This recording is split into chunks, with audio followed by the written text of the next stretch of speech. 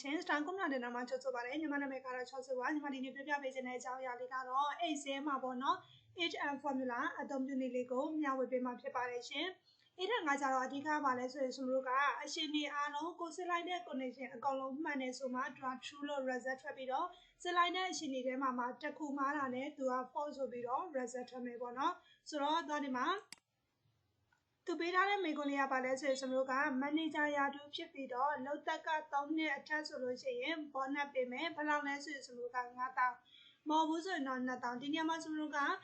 သူက career ဆိုတာသူရဲ့လောက်သက် position ဆိုတာသူရဲ့ရာထူးရှိမယ်ပေါ့နော် manager ရာထူးရှိပြီးတော့လောက်သက်3နှစ်ကျော်ရမယ်စမတို့ manager ဖြစ်ပြီးတော့လောက်သက်3နှစ်မကျော်ရင်လည်းမရဘူးလောက်သက်3နှစ်ကျော်ပြီးတော့ manager ရာထူးမဟုတ်ရင်လည်း bonus 9000မရဘူး okay အဲ့ဆိုစမတို့ကအချင်းဒီနှစ်ခုလုံးမှာဖြစ်တဲ့အတွက်သုံးရမယ့် formula တွေပါလဲဆိုရင် age and ဟုတ်ပြီနော် logical 1ဒီစမက career ကိုအရင်စစ်လိုက်ရတယ် possession ကိုအရင်စစ်လိုက်ရတယ်ဆိုတော့စမကသူရဲ့လောက်သက်ကိုအရင်စစ်လိုက်မယ်လောက်သက်ဒီစမတို့က3နှစ်အထက်3နှစ်အထက်ဆိုတော့စမတို့က greater than ပြီးတော့ရင်3ပြီးပြီဆိုရင် comma ပြီးရင်သူရဲ့ဒီမှာ possession ဒီမြင်များခြင်း double ကိုဘာပြရမှာလဲဆိုရင်စမတို့က manager ပြီးတော့ရင်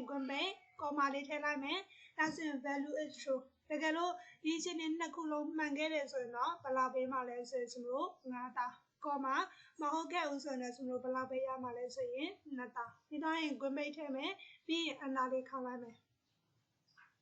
ဆိုတော့အမှဆိုလို့ရှိရင်သူကဒီမှာ2000ဆိုပြီးတော့ reset ကြမယ်ပြီးတော့ဒါလေးကိုစမလို့ဆွဲချခဲ့လိုက်ပါအဲဆိုရင်တော့သူက3နှစ်အထက်လည်းဖြစ်တယ် manager လည်းဖြစ်တာဖြစ်တဲ့အတွက်9000ကျန်တဲ့ဒီမှာဆိုလို့ရှိရင်တော့ manager တော့ဟုတ်တယ်လောက်သက်ကစမလို့က3နှစ်မကျော်တာဖြစ်တဲ့အတွက်2000ပဲရမယ်လောက်သက်တော့3နှစ်ကျော်တယ်သူပေမဲ့ account ဖြစ်နေတာဖြစ်တဲ့အတွက်2000ပဲရမယ်ဟုတ်ပြီနော်ဒါကကြတော့ဗာလဲဆိုရင်စမလို့ eta formula အသုံးပြုနည်းလေးပါအားလုံးပဲအဆင်ပြေပါစေရှင်ဒီ formula လေးတွေ့ကြည့်လို့ရပါတယ်နော် exam နဲ့ပတ်သက်ပြီးတော့ formula လေးတွေအသေးစိတ်လေ့လာခြင်းနဲ့ဆိုလို့ရှိရင် Star Kumla တင်တဲ့ရဲ့အပြင်တန်း online တန်း advanced exam class လေးကိုလေ့လာလို့ရပါတယ်ရှင်